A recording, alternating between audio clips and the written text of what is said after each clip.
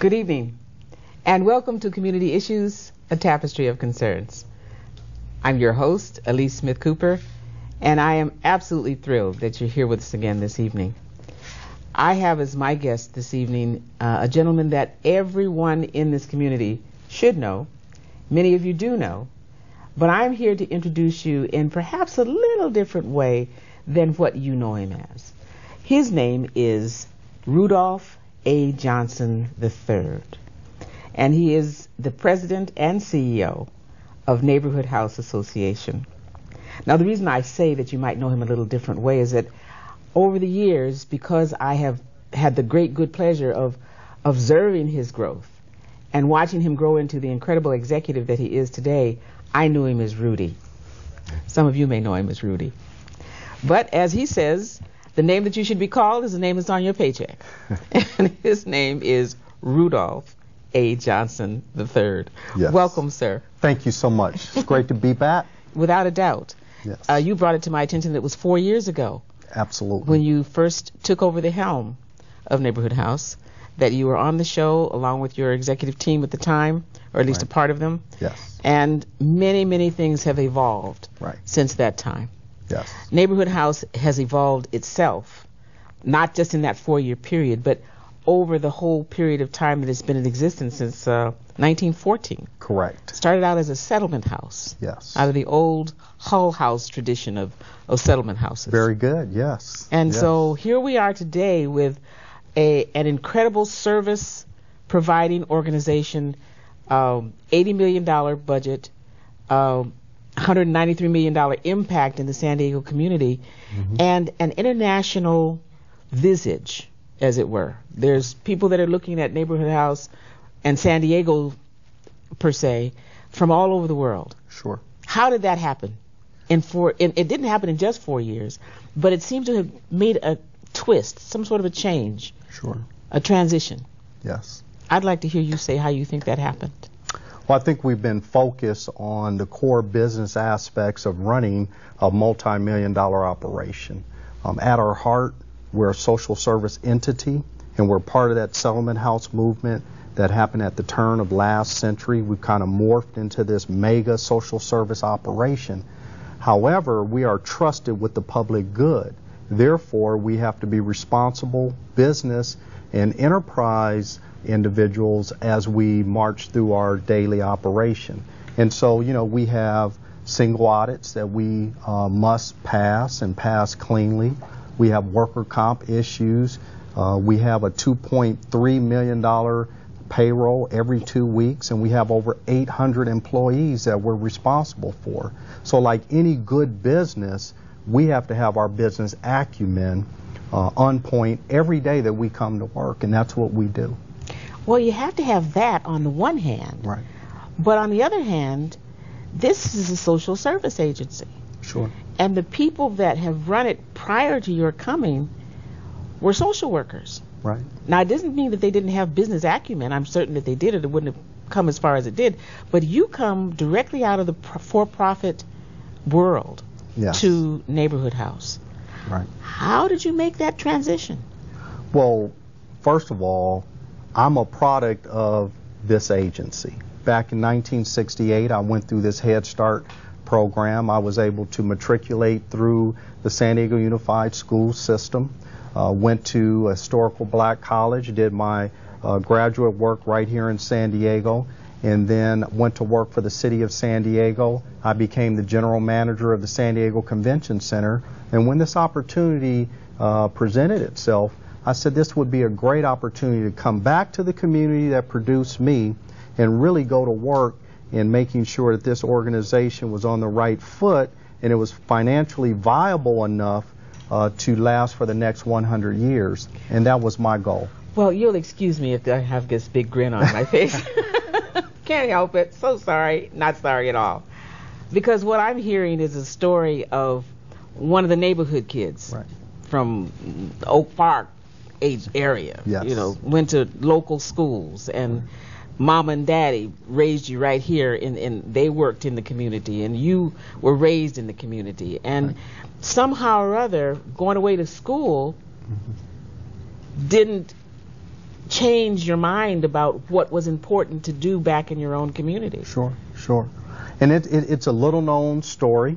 I'm glad I'm able to tell it on this particular show because it's an American story. And this story is happening all over the country, and it's happening right here in San Diego. And, early on in our administration, we were dealing with some core issues from a business perspective that we needed to get our arms around. Since that time, over the last 3 years, we really have taken our place and presence on a national stage. We've become a national model, a social service entity and a nonprofit entity that other individuals come in from all over the country and from other countries to look at our best practices and replicate those best practices back home in their respective states. Well, then that brings me to the obvious question. What are the most replicatable best practices that they come to look at? Right. It's the combination of hitting that sweet spot, maintaining your social service heart, and really practicing the business acumen. Because we are such a huge economic engine in the local economy, it's in everyone's best interest that we're viable. We put folks to work from the neighborhood. Exactly. So we create jobs, which is the #1 issue in the country. Precisely. So we're a job creator. We also buy down goods and services in the local economy. We purchased $26 million worth of goods and services right here.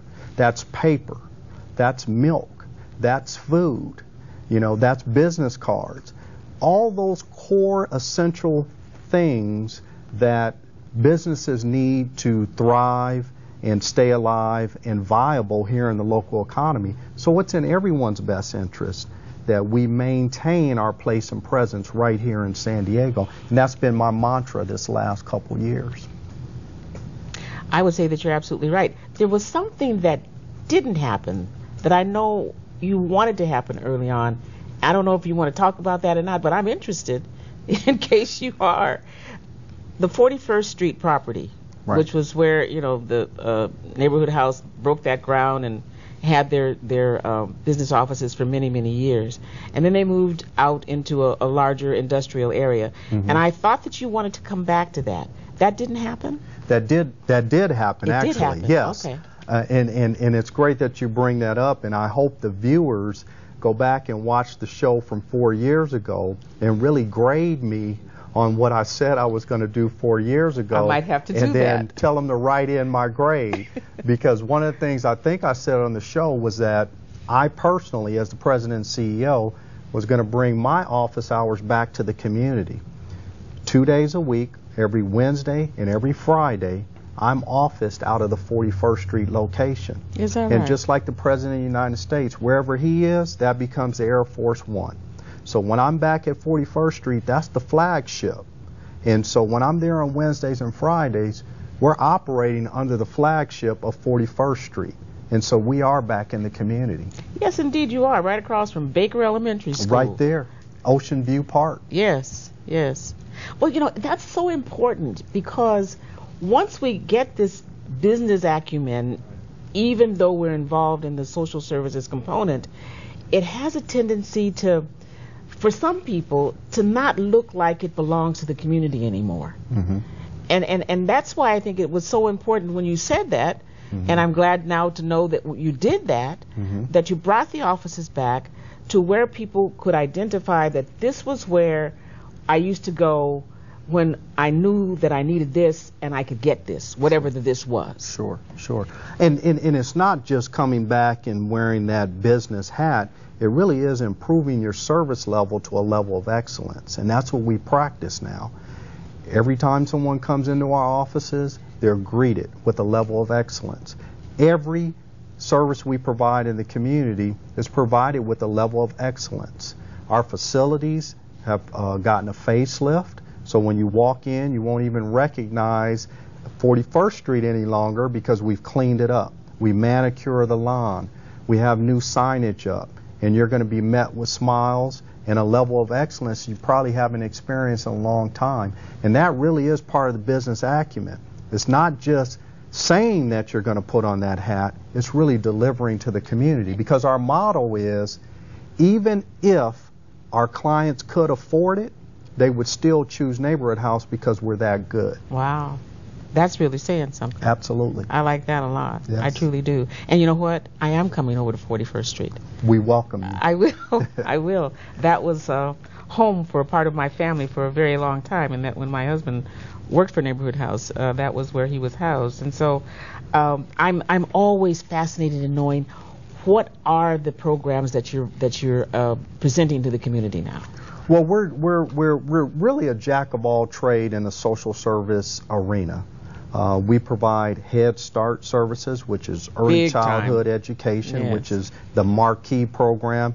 And everyone really associates NHA with Head Start, but we're much more than that. Oh, yes. We do a mental health program. We do adult daycare facility, a senior facility, yes. which I'm sure you're familiar with, right on the 41st Street campus, teenage pregnancy prevention program, an emergency food program, AIDS case management, AIDS transportation program. So we truly are a jack of all trades in the social service arena, and every one of those services that we provided is provided with a level of excellence. That is, that's the part that I resonate to. Sure. I resonate to the fact that you're doing it with such excellent business acumen. I certainly do. Right. But being a nurse, that's just kind of where my inclinations would fall, to the delivery of the service with excellence. Sure. And I'm so excited to hear that the motto is, even if you could afford to go someplace else, you're still going to come here. Right. Because that means that there is a heart that is put into this service that you won't find anywhere else. Sure, sure. And we have a 100-year service record here in San Diego, and I would challenge any nonprofit to match that service record. I don't think you'll find many nonprofits that can match up to 100 years of service in the local community. Exactly. And so we're standing on broad shoulders, and we understand that. Let's talk about that for a minute, because I know that most of your programs have been in existence for at least 20 years. Absolutely. And so that means that there was a generation of program instigators, institutionalizers, people that started these programs, and they're still going. Sure.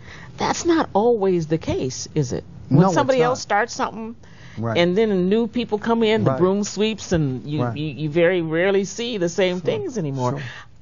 Why and how did you decide to be able to keep these programs? Well, first of all, let me say this. That was a tremendous amount of pressure coming into this job, because I knew we had a reputation. We had been around a while. A lot of the programs that we deliver, we've been in the business for quite some time.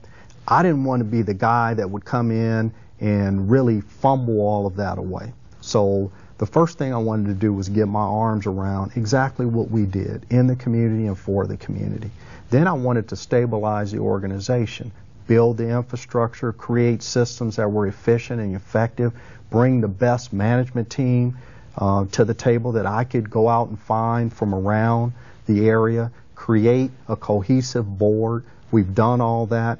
Now we wanted to step our game up and build on that great foundation and really deliver core essential services with a level of excellence, which is unsurpassed here in San Diego and nationally or internationally, which brings us back to the original point that you made. We're now a national and an international model. And that's why they come in to take a look at what we're doing, because we've been able to really hit that sweet spot. And it's something special, and we're on the cutting edge, and we want to build upon that in the next 3 to 5 years. There's no doubt that you're on the cutting edge, and I'm sitting here trying to think of diplomatic ways of getting to this, and I'm not sure I'm going to be successful, but I'm going to give it a try.